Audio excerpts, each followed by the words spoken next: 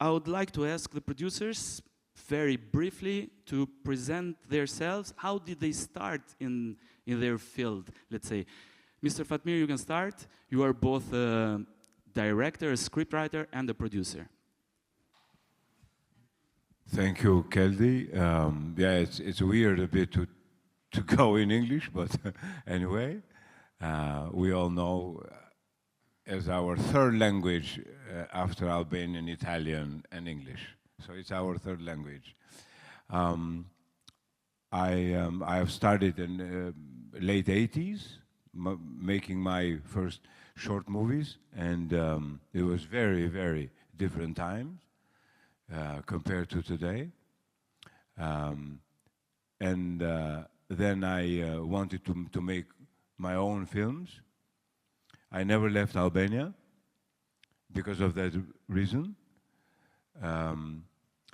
But I don't wish that you become director, producer, and scriptwriter yourself. You can write your own scripts without other people.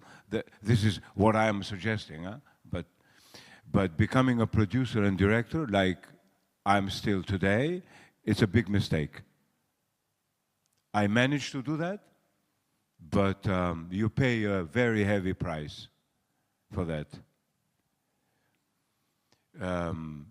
Some might say it's not a cliche. I mean, thinking this way or saying this, but I'm just expressing my own experience, and I would very much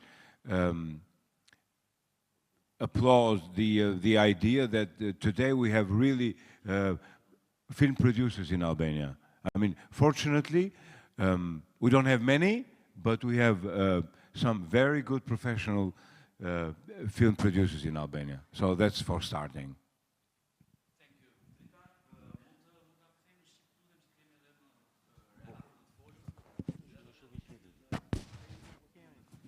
Thank you.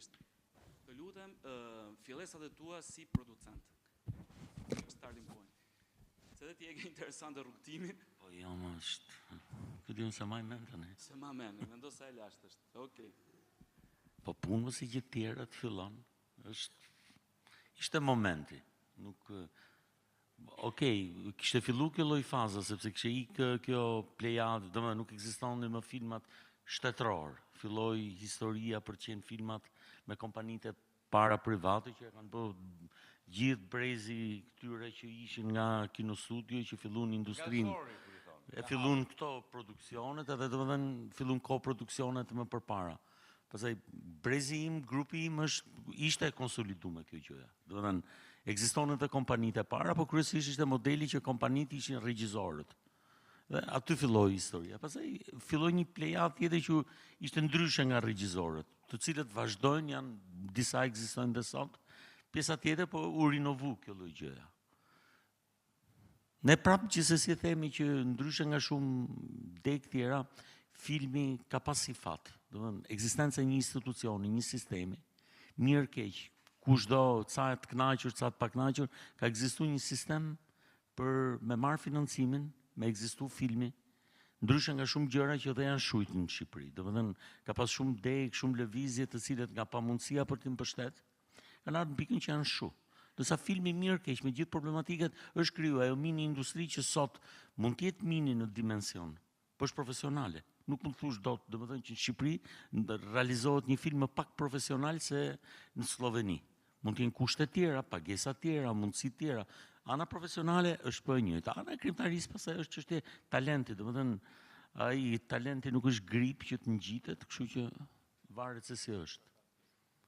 Pak a shumë kjo është si ajo, domethënë, po gjithsesi ajo që me që jemi në këtë temën e produksionit të rit, duhet me kuptu mirë keq me gjithë deformimet e veta, sistemi i Shqipërisë, ekzistenca një ligji, një mënyre, është një rrugë.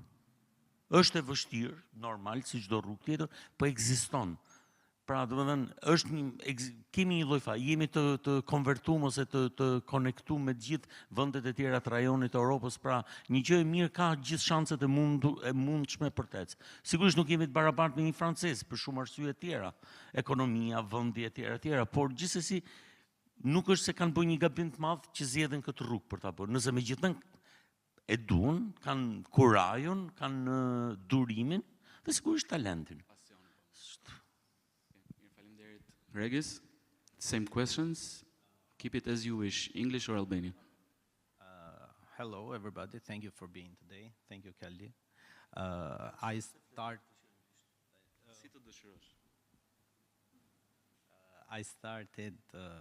finished the university here in Tirana for film directing, and after the studies, I switched to producing, and which I liked more. To be fair, then that's why I continue to do this. In my careers, I do also commercial, the production of commercial videos and also films. And now, currently, I'm producing a student film festival here in Tirana, which will be held in 21st of April. Everybody should come. It's free. The open ceremony and all the program during during all 4 days.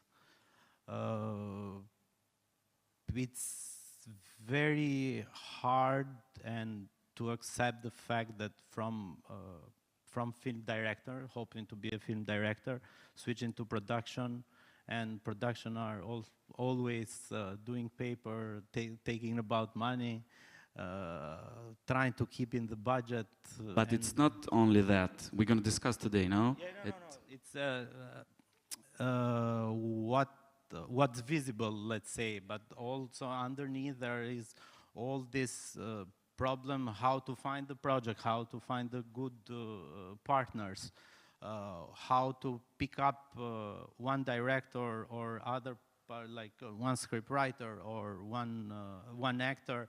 How to convince them to be part of the projects, and we're gonna. It's very hard. And when I was in school, I thought that after I finish, it will be more easy to convince people. But actually, it's harder. Absolutely. That's why I wanted to have this meeting to explain this gap of what we expect while we are at school and what really happens, and how long is the process and difficult and. It needs lots of energy and passion. What Fatmir said, being producer and director, I totally agree with you. Not because it's difficulty to keep in a budget and to keep it artistic and to spend how to spend everything. And for what I recommend, like be a producer or be a director, not both. And the script writer, they're also a little bit. Thank you, Regis. Thank you. Eno, si mendon? What do you think? Shqip ose anglisht? Si ta dëshirosh? Më shkurt shqip. Në vitin 93, pra 33 vite më përpar, sa mosha e Krishtit, një regjizore franceze me origjinë shqiptare, Liri Begeja, vjen në Shqipëri dhe vendos të bëj film. Po që të bëje film në vitin 93, kur s'kishte më kino studio, duhet krijuar një shtëpi kinematografike dhe dikush duhet vepronte si producent.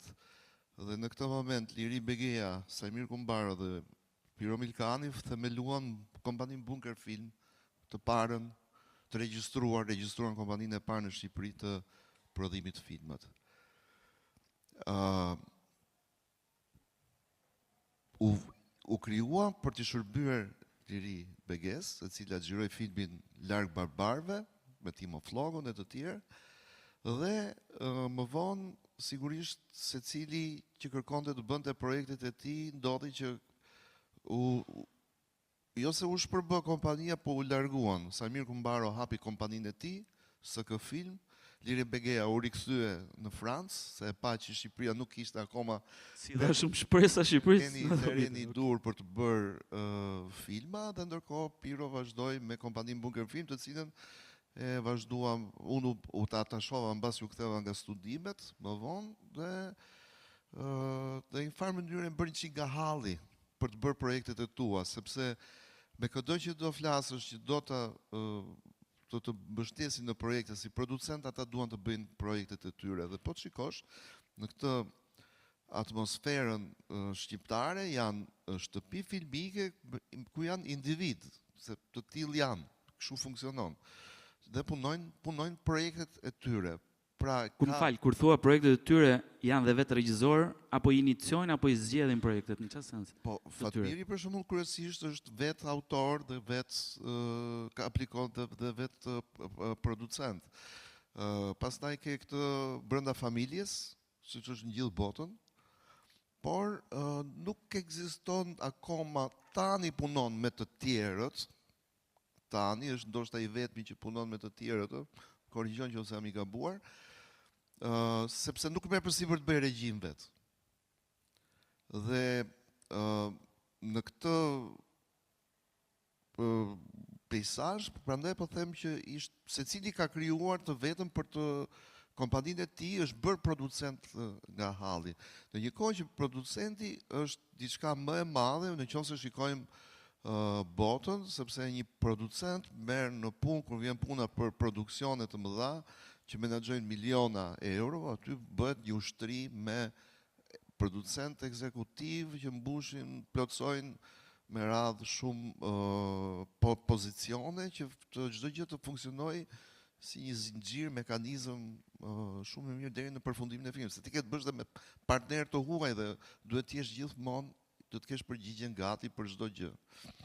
Faleminderit Eno. Tani dua t'ju them që këtë takim ta krijojmë si një bisedë. Do doja shumë që ju të bëni pyetje. Pyetjet e para do i filloj unë. Unë jam student në këtë moment. Kështu që kam përgatitur disa pyetje për panelin. Ta fillojmë. Pyetjet e kam anglisht. So, the first step after film school. What is the first concrete move a young filmmaker should make after graduating? Should they focus on short films? Should they focus on working in films as crew, assisting on set, etc.? Or should they focus on writing a feature? What do you think? And what is a mistake almost everyone makes in the first years after school?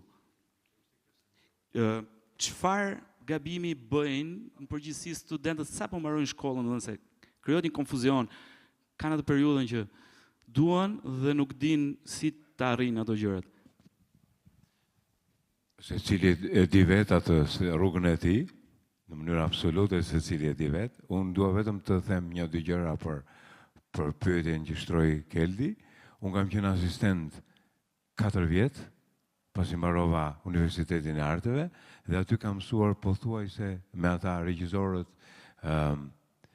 aq të përgatitur që ne kishim në atë kohë, që kishin mbaruar, sepse këtu s'ka patur kur shkollë filmi, në Moskë, në Leningrad, në Prag, Babajenos, në Budapest, në Rumani, domethënë gjithë regjisorët që pjesa më e madhe e regjisorëve të njohur shqiptar kishin mbaruar shkollat jashtë, kështu që e përmend të sepse unë kam mësuar në fush, domethënë shko atje, merr gomarin, largo dhit, merr figurantët, bëj skenën për figurantët, të vi kamioni, domethënë jemi marrë me lloj gjërash nga më banalet, po i quajmë në thojza, në film set, dhe nga më shko merr aktoren, shko merr Raimonda Bulgun, merr Ndryshim Xhepën, ku di unë.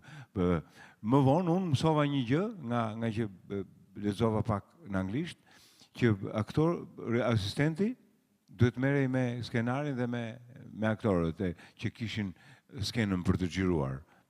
Mirë po regjizori që sapo më pa me atë dhe ç'pun këti me këtë që sta i kanë ndej me pun këti dha me skenarin me aktorët. Domethënë sot është një peizazh komplet tjetër për fat të madh, dhe ajo që dua ta lidh me vështirësinë kur del nga bankat e shkollës, atë që pyeti Keldi, se cili mund të jetë çelësi për të filluar, për të hapur portën e rrugës tuaj, unë them që është individuale.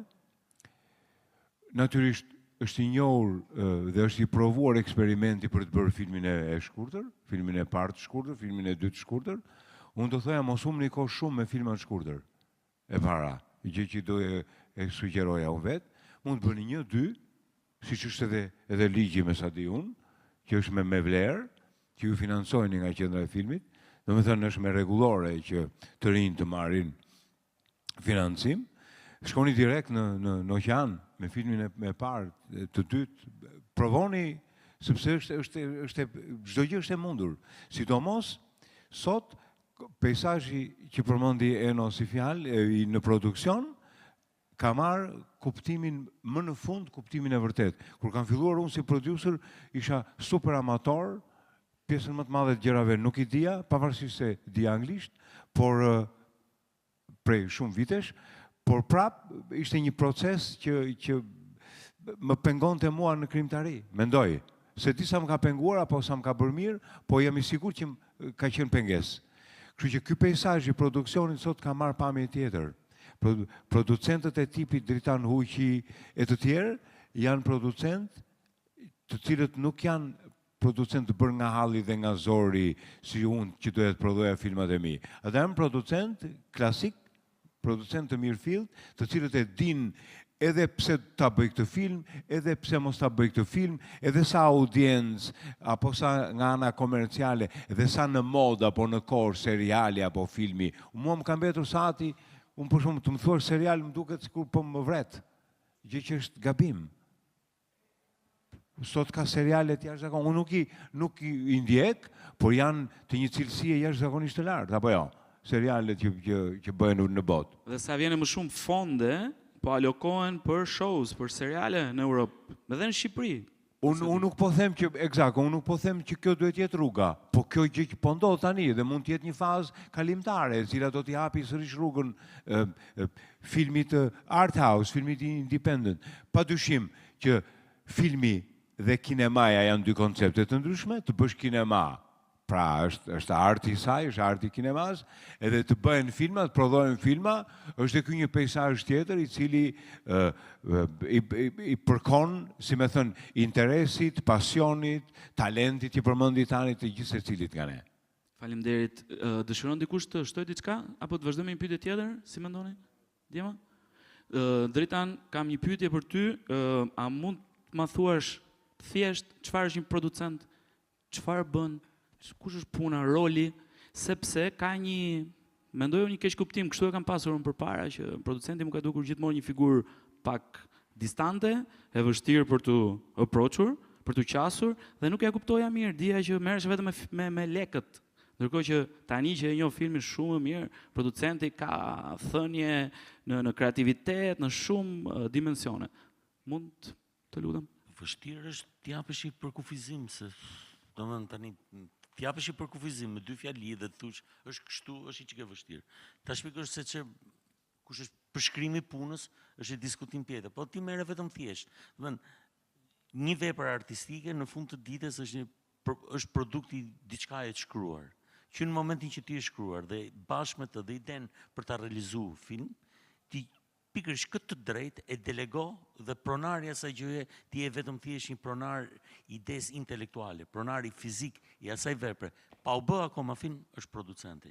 Pra që nga ajo idea, që nga ajo letra, nga i skenari, ideja jote, vizioni jote regjisorial që këtë skenar ta ndërtosh në këtë lloj imazhi, njeriu që e merr përsipër për ta bërë, e blen, e para blen le themi, po merr përsipër për ta realizuar, për ta bile se është ai termi që kemi nëpër kontrata pa deformuar idetë e regjisorit etj. Është njeriu që e krijon. Domethënë në një film mund të thush, domethënë është ky lloj raporti, domethënë nganjëherë kam gjetur këtë shembullin e thjesht. Ky pallati është i filanit, po arkitekti ishte filani. Kjo është historia. Ky film është i këtij, i producentit. Sigurisht autori është regjisori.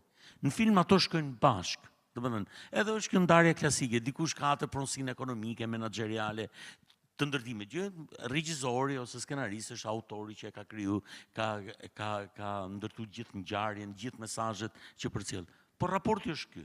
Prandaj edhe nganjëherë praktika i bëjnë bashkë këto të dyja, se kanë më kollaj njerëzit ndajnë ca gjëra nga vetja dhe mos ja japi atij tjetrit edhe janë më kollaj dhe pastaj janë dhe këto variantet e tjera brenda për brenda. Kjo është paka shumë kjo është, po që roli i producentit absolutisht është i padiskutueshëm, sepse është dhe mirë kështu duhet të jetë, sepse regjisori dhe kushdo krijues duhet të rri gjithmonë në atë kornizën krijuese. nuk mund të merret dot me gjëra të tjera, nuk mund të shesi dot një njeri idetë e veta në një formë komerciale, të jetë i zotit ta paraqis. Çdo njeri ka detyrë të bëj punën e vet dhe në rastin konkret një krijues ka krijuar një gjë për cilëtetet e veta, mesazhet e veta, nëpërmjet formës vet artistike, nëpërmjet këtij mediumi që në rastin konkret është kinemaja, dhe gjithë mënyrën tjetër për ta organizuar, për ta bërë të mundur dhe për pas një produkt kompetitiv në treg është detyra e producentit. Dëshironi të shtoni diçka? Çuna? Po. Qa has unë të paktën personalisht, po besoj gjithë. Problemi me regjisorët dhe producentët është kjo që diskutuam, që gjithmonë producentin e quajmë ai që do menaxhoj të ardhurat ose do menaxhoj financat e filmit. Po producenti duhet japi dhe një input vetin, sepse duke qenë që është një industri shumë me shumë faktor, si artistik, si monetar, edhe pastaj dhe këtë distribucionit kalojmë, duhet një person që të ketë një ide çik më të qartë ose t'i vej pak me këmbë tokë edhe regjisorin që shikoj se nuk është se e mendon ti dhe duhet të jetë patjetër kështu. Se varet dhe si do vi kjo, si vjen ideja, sa i qartë do jetë regjizori në shprehje në idesë tyre. Kështu që regjizor, producenti në këtë rast duhet shifet si bashkëpunëtor shumë, edhe skenaristi, pa diskutim, do shifet si një bashkëpunëtor shumë i afërt për realizimin sa më të suksesshëm të veprës. Kështu që duhet t'i marrin një mendim. Jano, dua të bëj një pyetje që ta lidhësh dhe me këtë. Mbaj mend çfarë thuash, but on top of that, në cilin moment një aspiring filmmaker duhet të kontaktoj me një producent, duhet të ketë shkruar skenar, vetëm kur ka iden, në cilin moment? Nga eksperjenca ime personale mund të them këtë të gjithë ata që kanë punuar në filma të shkurtër kanë qenë studentët e mi. Dhe kur kalova të bëra një film të gjatë, lindi në kafe, isha duke ikur dhe Florence Papas, regjizori, më tha, nga që sa po kishim mbaruar një film të shkurtër ku Florenci ishte një asistent, a bëjmë një film bashkë, thatë, bëjmë një film tjetër bashkë, tash të shkurtër prap, bëjmë gjatë, më thua iden, edhe më tha me 2 fjalë, janë 2 gra, 2 vajza, tha, njëra shtatzën ka ardhur nga jashtëtit, problemi si t'ia thon babait. Kaq mjaftoi, ky është shkëndia, që ai të bëj film i gjatë mbas 3 vitesh. Pse? Sepse unë këtu më qëndron, fal. U deshën 3 vite. U deshën 3 vite. Unë si pozicionin e producentit, ai kishte idenë, unë pash këtë gjë, thash, ky film duhet funksionojë, se do jetë një Shqipëri, do jenë 2 Shqipëri. Do jetë Shqipëria e kësaj gocës që vjen nga jashtë, ju s'don t'ja di askush kur është atë dhe është Shqipëria tjetër që kur shkon në atje në fshat, aty merret gjithë fshati me të. E thash, do ketë peizazh, do jetë turistik, do jetë film road movie, do jetë një road movie i bukur. Dhe e mbështeta dhe bëra atë që i thash Florencit, unë do të bëj, do të plotësoj çdo dëshirë. Do plotësoj çdo dëshirë sepse edhe Florenci më kërkoi, tha, unë nuk jam profesionist, unë dua të punoj me profesionist. Dhe morim një drejtor fotografie shumë të mirë, kërkoj një montazhier, megjithëse na ofrua montazhi falas nga koproducenti, kërkoj donte një montazhier gjerman, sepse ai çon filmat e tij shkojnë në Cannes, shkojnë në Berlin. Okej. Postproduksioni, figura, kolori u bë në Itali, audio u bë në Maqedoni. Mund të ishin bërë gjitha këtu, por në këtë rast u vura në pozicionin e tij dhe unë bëja vetëm atë ekzekutimin e parave që kishim marrë nga vende të ndryshme, jo vetëm nga qendra e filmit, dhe kështu filmi u bë. Ajo që doja të thoja për të rinj që ishte pyetja e parë ishte kjo që prap duke nisur nga eksperjenca personale, mbarova shkollën, u futa, çfarëdo që të ishte fillova të bëj, bëra edhe televizion, kam bërë spektakle, kam bërë regji televizive, kam bërë dokumentar, kam xhiruar çdo gjë sepse duke kështu fillon i mëson shumë të gjithë komponentët dhe nuk mund të thuash, unë tash i kam mbaruar regjizur dhe ti pret që të vinë producentët dhe të lusin. Jo, nuk ka për të ndodhur. S'ka për të ndodhur, ti duhet të jesh i gjithë dituri, prandaj regjizura është një nga profesionet më të vështira sepse duhet dish çdo gjë, duhet të dish edhe si punojnë efektet speciale në film, edhe të tjera, pavarësisht se këto do t'i zgjidhë pastaj producenti, por duhet të jesh në natyrë vivace për sa i përket pjesës për të kapur, për të mbushur mendjen producentit tënd të parë që të bësh filmin, sepse tek e fundit regjizori pastaj kur vjen puna e xhirimit është një natyrë artistike, duhet përqendrohet tek krijimi dhe nuk mund të merret me u ndërtua apo s'u ndërtua platforma për të vënë kameran aty lart. Okej, faleminderit. Ndërkohë keni ndonjë pyetje, mund ta transferojmë tek pyetjet tuaja. Unë kam bërë akoma pyetje të tjera, mund t'i bëj unë për ju po. Do dëshiroja të pyesnit. Viles, pyetjet sa më të çuditshme rezultojnë pyetjet më të drejta, kështu që okej. Po vazhdoj unë me pyetjet, jo? Okej. The power dynamics, sepse një gjë që kam pasur unë shqetësim kur kam qenë i ri, dhe ka qenë konfuzioni imi totalisht, është me këtë figurën e producentit, më duket shumë i fuqishëm, kam frikë sa do të çdoj unë, sa do të kërkoj ai, sidomos në pjesën kreative dhe në kërkesat. Se tani dëgjova nga Eno që tha i plotësova çdo dëshirë regjisorit, se kisha dëgjuar përpara që një producent mund ta bëjë këtë gjë, sepse është dhe e pamundur mendoj. Por tani për power dynamics, pyetjet janë: how much creative control does a first-time director actually have? When should a director compromise and when not to? And have producers ever killed the project and why?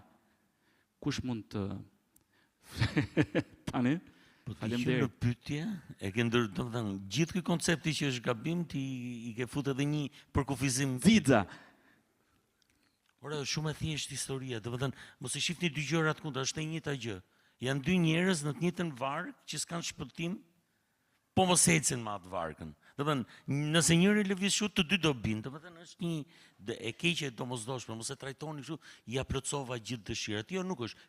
Kishte të gjithë mundësinë për t'ia plotësuar ato gjëra, se kishte mundësinë. Se po mos sa kishte mundësinë, nuk do shiste veshkën me i plotësu dëshirat. Pra, duhet me kuptu gjë që dy njerëz, qoftë regjia, qoftë producenti dhe gjithë tjerët që punojnë gradualisht, janë pjesë përbërëse të njëjtës gjë. Është një qëllim. Ai regjizori ka një ide, ka një gjë për të thënë, nëpërmjet këtij rrëfimi, producenti ka gjetë gjithë mundësinë financiare, ka bërë një plan qoftë për produksionin, për distribucionin, për festivalet, për gjithë strategjinë për filmin dhe kanë ca mundësi, kanë ca limite. Ashtu si ti thush regjizorit tënd, dëgjoj, këtë aktorin do ma bësh që të marri Oscar. Sa e kanë dorë regjizorit ta bëj? Ai që e kanë dorë dhe producenti bëj maksimumin e vet brenda kornizës vet. Është një martesë, dum apo s'dum, është një martesë ndërmjet producentit dhe regjizorit para aq kohë sa filmi nis deri ditën që përfundon. Praktikisht ajo zgjat gjatë, sepse edhe mbas distribucionit filmi ka jetën tjetër, po të dy pozicionet janë pasaj në pozicion pritje, sepse janë publiku, audienca që e bën. Kështu që mos e shihni kur këtë, domethënë është kriju gjithmonë ky perceptimi, nuk e di nëse sa i vërtetë është që, domethënë, s'po ja them dot producentit se nuk e di do ma japi. Jo po se tash në çdo lloj fush ka problematikat e veta, mund të ketë dhe njerëz tillë, por duhet me kuptu qëllimin. Janë dy njerëz që kanë një qëllim përbashkët. Ti ke një ide, ky tjetri e bën të mundur të ndodhë kjo ideja. Kornizat, qoftë artistike, kornizat, qoftë financiare, janë gjëra që janë të përcaktuara, nuk ka asgjë sekret në atë mes. Edhe regjizori di se sa janë burimet e financimit, edhe se sa janë mundësitë financiare, tash në qoftë se për hir të faktit se regjizori i quan element artistik faktin, paprit mas thot kjo kulla e sahatit unë du ta shem. Kjo tash është një gjë që edhe nuk ndodh dot, edhe nuk është faj producentit. Kështu duhet me pa mos e krijoni kurrë këtë lloj ndarje. Është e njëjta gjë, është e njëjta gjë. Dhe kjo lloj ndarje ka krijuar gjithmonë këtë pasaj që një pjesë e madhe e gjen komoditetin duke i bërë të dyja vet. Janë dy njerëz ose tre njerëz që është qëllimi është komplet i përbashkët. Është komplet një qëllim dhe bashkohen brenda një interesit përbashkët.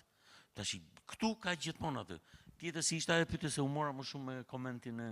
Jo, kjo ishte pyetja. Tani e them se ja ku është audienca, sapo kanë mbaruar shkollën, si mund të qasen ty, si mund të approachin ty, të takojnë ty, shko tan, kemi dëgjuar që je producent, shumë aktiv, dua të bëj film. Rruga më e mirë se u bodhi pyetje përpara. Domethënë kush është momenti më i mirë që mbarosh shkollën, të shkosh direkt në një film të shkurtër apo të punosh. Unë mendoj, me gjithë defektet që ka shkolla, që kemi ne gjithë si shoqëri, se s'është fajt vetëm i shkollës. Presupozohet që gjatë viteve të shkollës ju të krijoni një lloj eksperience, që nuk ndodh. Dhe kjo është një defekt shumë i madh. Megjithatë, përderisa nuk ndodh, ka ngel shkolla e pastër, vetëm thjesht akademike, domethënë ka 3 vjet të shkollës, ju bëni akademi. Dhe është nivel akademik që e mësoni shkollën në kushte mësimore. Dhe okej, në fund sajt ju do bëni një film të diplomës që tregon pikërisht atë angazhim ose si thosh atë lloj formimi që do keni. Shumë e rëndësishme është për mendimin tim direkte përballja me tregun. Nuk është aq e rëndësishme se mbarove shkollën dhe patjetër vitin e parë dhe 2 duhet bësh film të shkurtër. Jo.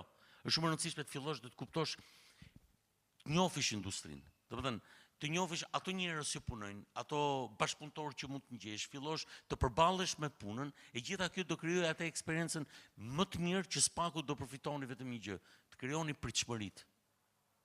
Domethënë, mos jetoni të shkputeni nga ëndra që unë do bëj këtë filmin, po ta shihni realitetin sa janë mundësitë për ta bërë këtë gjë. Dhe mbasi mbaron shkollën, unë nuk e konsideroj që në moshën 22 vjeçare deri në një moshë 5 vjet më shumë, nuk keni humbje kohë nëse nuk bëni një film. Merrni dhe eksperiencën se si bëhet një film nëpërmjet të tjerëve, dhe kush është regjia e filmit, për shembull, unë mendoj që mos aspironi shumë jo asistenti këtu. 2 pozicione, 3 pozicione shumë të mira. Shko bëni çakun. Mësoni se si bëhet filmi. Nëpërmjet atij çakut kupton se si ndërtohet ai filmi. Uluni bëni skriptin, të kuptoni komplet vizionin e regjisorit, sepse e kuptoni interpretimin, çdo gjë ka i skriptin. Domethënë, mos i thoni jo punës. Kjo është më e rëndësishme. Pastaj do bëhet filmi 2, filmi i shkurtër, i parë, i dytë, ato pastaj kanë lidhje edhe sa fat do keni dhe se sa gjëra do shkojnë mirë.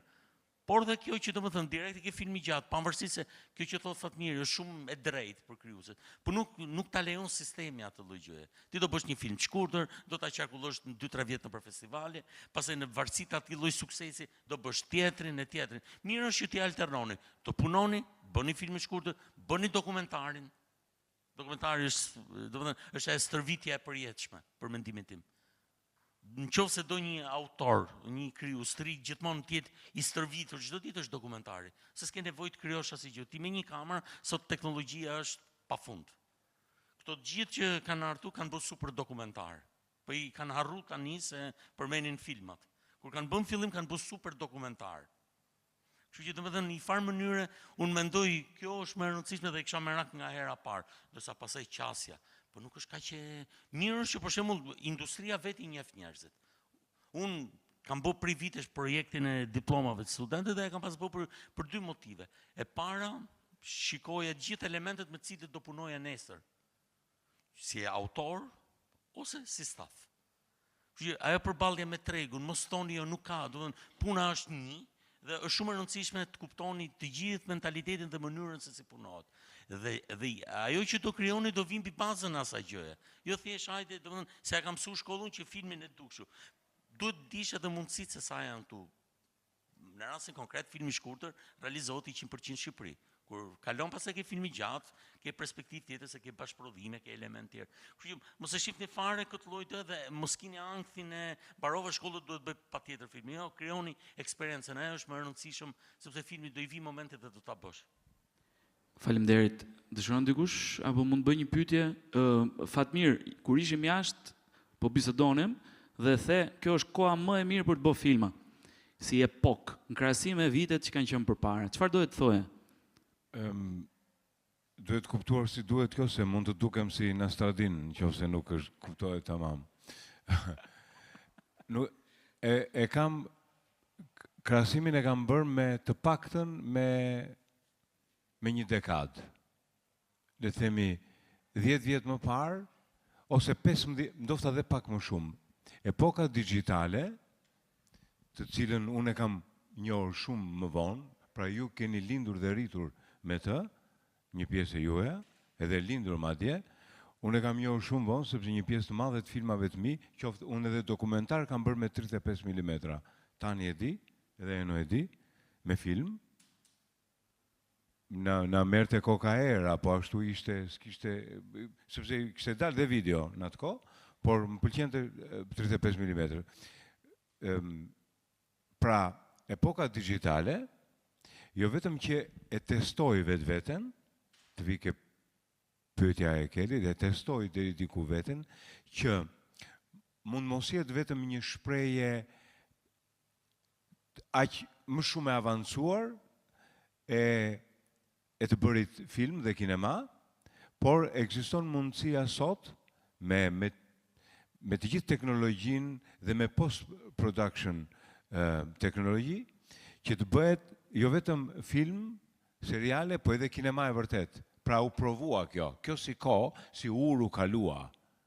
Ky test rezultoi për mendimin tim, dhe mendoj që kam të drejtë, duke dëgjuar, duke thënë atë që në fakt industria e filmit po sot, që bëhet periudha digjitale është periudha do me thënë hyri në momentin e artë të saj, si me thënë, se në çfarë rrugë do shkojë, unë nuk e parashikoj dot, unë vetë, nga ana ime, por mund të them që ajo që tha tani në lidhje me eksperiencën që krijon sheshi i xhirimit apo testi i produksionit në tërësi është shumë e rëndësishme, të paktën për disa vite, se cili nga ju e di vetë, e madh vetë tensionin e temperaturës, së kreativitetit e të pasionit, se sa do të zgjas këtë gjë, do ri 2 vjet, 3 vjet, 4 vjet, 5 vjet si asistent, apo të bëj script continuity, apo çakun e tjerë, pra të njohë të gjithë teknologjinë dhe artin e bërjes filmit. E gjithë ky peizazh nga ana psiqike po dhe emocionale, mua vetë si krijues, po duke pasur parasysh gjeneratat tuaja, më çon mendjen që është një kohë shumë interesante dhe e vërtet për të bërë kinema. Pse? E lidh sidomos me daljen nga filmi klasik në provën digjitale dhe në mbritjen e stacionit ku jemi, ku është konsoliduar më në fund disa shumë të panjohura apo disa të panjohura që kanë lidhje me kineman dhe me prodhimin, me mënyrën si bëhet filmi sot. Nga ana e zhvillimit ton, unë mendoj që ka shumë rëndësi edhe faza që ne po kalojmë. Të mundohem të jem sa më konciz.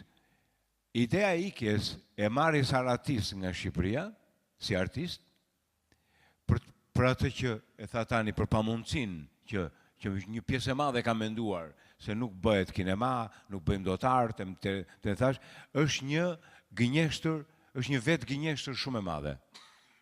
Vetë gënjeshtër, për mendimin tim.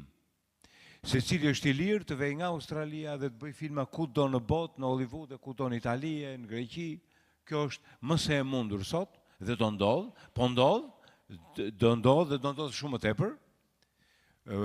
Një pjesë do bëjnë filma duke qenë në Shqipëri. Unë këtë gjë e lidh me nevojën për të rikthyer te vetja, jo te vendi. Vendi për mua nuk do thot asgjë. Se jeton në Shqipëri, se jeton në Greqi. A je ti me veten tënde, a je mirë me, si me thënë, a je fort ti me veten tënde, a je me këmbë në tokë që dua të bëj një film për gay, dua të bëj film për lesbien, dua të bëj film për diktatorin, dua të bëj film për të ardhmen, dua të bëj film për gjyshin. A je mirë me këtë gjë? Po nuk je mirë me këtë gjë, e gjithë çdo lloj zhbalancimi që nuk do i gjesh diku tjetër, po. Që fajson pastaj vendin, emrin e atij vendi që quhet Shqipëri apo quhet Grenland, është një vetmashtrim. Dhe prandaj këtu e gjej unë arsyen dhe ndjesinë dhe instinkti im më thotë që do ketë vepra plus pastaj që ka lidhje me mënyrën se si prodhohet filmi sot dhe me pozicionin e producentit vërtet. Faleminderit. Eno, Regis, do të dëshiroja që të përgjigjesh kësaj pyetjes që do bëjmë tani. Të lutem, mund të më ravizoni step by step, hap pas hapi, realizimin e një filmi. Ide, skenar, kontakt producent, zhvillim, aplikim, ku aplikohet, çfarë ndodh mas asaj, kur bëhen xhirimet, sa kohë zgjat, ka post-produksion, kur shkon festivale, kur jam gati të bëj filmin tjetër. Domethënë, nëse mund të më radhisësh Nisun. to jump in. Edhe 3 minuta atëre që t'japim. Okej, Faleminderit. t'japim shpejt për nisun me që jam më i riu dhe me pak eksperiencë këtu dhe që mund të më plotsojnë. Tani, kontaktin me producentin, do i gjeni numrin, do i çoni email, i çoni skenarin. Që po ju eci, ju e lexojnë, ju ktheni përgjigje. Më e thjeshta, më e mira. Pa kontakt personal, fizik me atë person, mendon just para, cold in, pastaj do cold? thoja, edhe cold. mu më janë përgjigj. Fatmirësisht më janë përgjigj. Pjesa e parë, si mund t'i bësh kontaktet personale, që kthehemi pak edhe ke pyetjet, mbas shkollës ose gjatë shkollës duhet ndiqni patjetër festivalet e filmit që ndodh në rajon. Keni një festival Tifi që është shumë i madh këtu në Shqipëri, Tiranë, me kosto zero, që mund ta ndiqni dhe duhet ta ndiqni patjetër. Aty mund të filloni të krijoni urat lidhse, edhe festivalin që organizon Eno dhe të gjithë tjera ç'a mund të jenë. Aty krijon urën e parë lidhse. Pastaj ke në Kosovë, Maqedoni, Malzi, që i ke prap kostot e ulta që të krijoni lidhje. Pastaj, në momentin që fillon për keni shkruajt skenarin duhet ta regjistroni. Tjetë si vepër e regjistruar. Keni detyrim edhe të paktën të aplikoni në QKK. Si pika. Pastaj, diskutohet skenari me producentin, vend disa strategji ku do kërkohen fondet ose si mund përshtatet dhe se si të bëhet më i mirë skenari që para se të shkoj kërkuesit, ku do kërkohen fondet, mund të jenë investime private, mund të jenë fonde publike, mund të jenë ndërkombëtare. Le të qëndrojmë tek fondet publike që ofron shteti shqiptar. E ka një strukturë të qartë. Po, shteti shqiptar ka qendrën kombëtare të kinematografisë, është një institucion i rregulluar me ligj të posaçëm, apo jo.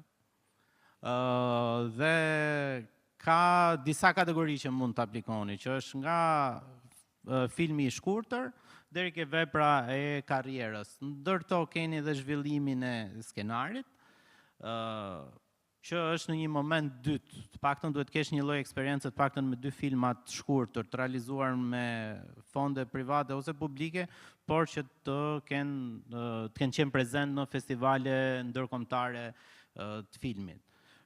Edhe në qoftë se ti realizon një film dhe tenton të shkosh në festivale të filmit, është shumë e vështirë, sepse ke festivalet e mira të filmit kanë me qindra dhe mira aplikime.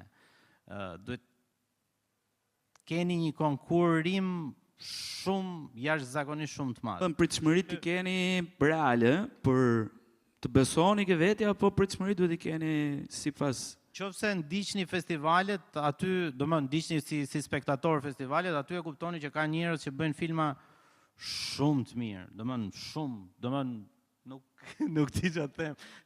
Që ato filmat që bën shkollë të duken sigur që ke menduar që ke bëj film shumë të mirë, shef që përballesh me një botë që investojnë. Po, sa më shumë del, aq më shumë humble you become, aq më shumë do të punosh me veten. Eno, një fjalë të fundit për këtë filmshmëri? Do të lexoj ato pikat që nisa. Të lutem, lexoj pikat dhe me pikat e Enos ne do e mbyllim këtë. Eldi më kërkoi më tha çfarë duhet për të qesh producent në Shqipëri. Edhe unë i bëra ca pika, se jam njëri korrekt, kështu si natyrë.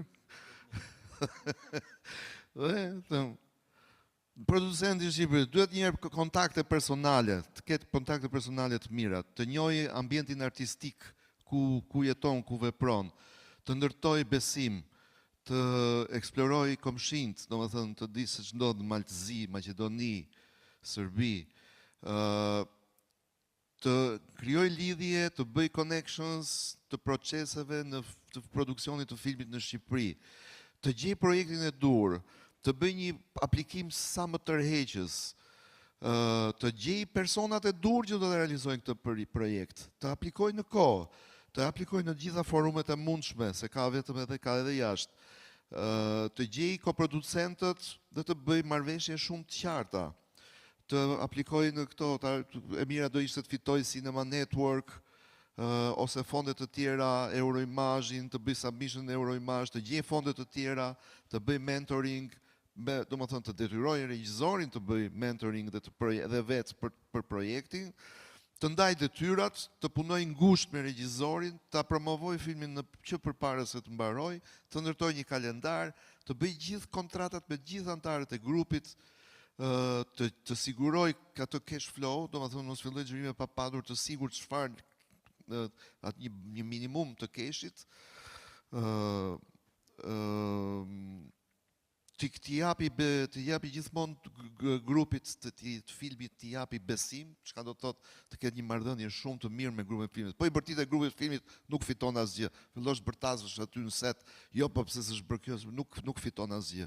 Përkundrazi të del, do ndihet në rezultatin final kjo gjë. Të ruash balancat, pra të japësh besim, po të ruash balancat, mos e lëshosh fare. Mund të mbarojnë xhirimet e filmit, po nuk e mbarojnë për producentin xhirimin e filmit.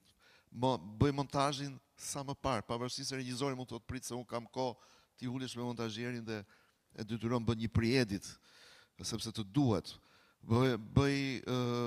Duhet bësh muzikën, ato color grading, muzikën, gjitha këto duhet i kesh pavarësisht se janë të regjizorit, po duhet të jesh ta shtysh që të mbarojnë sa më shpejt. Duhet më e mira do jetë pastaj të kesh mundësinë, është fantastike të gjesh sales apo distribution, po sales më mirë. Të kesh të qarta shares me koproducentët dhe lërja salesit pastaj, sepse të gjitha të ardhurat i takojnë producentit, sigurisht dhe pastaj duke ndarë të drejtën e autorit për çdo shitje që bëhet, ke bërë një marrëveshje me regjizorin, skenaristin dhe kompozitorin se çfarë do t'ju sa përqind ju takon atyre. Ka regjizor, producent që e bëjnë 50 me 50, ka producent që e bëjnë, i thonë 25% të regjizorit, 5% muzika, skenar, regji dhe muzika. Faleminderit shumë, po e konkludojmë këtë bisedë, që faktikisht folëm vetëm ne, do kisha pasur dëshirë që edhe ju të bënit pyetje, po besoj se ezauruam disa nga pyetjet e rëndësishme. Faleminderit që ishit pjesë, faleminderit ju që erdhët dhe shared your knowledge. Nuk e mbajtëm dot anglisht, por shqipja është më e bukur.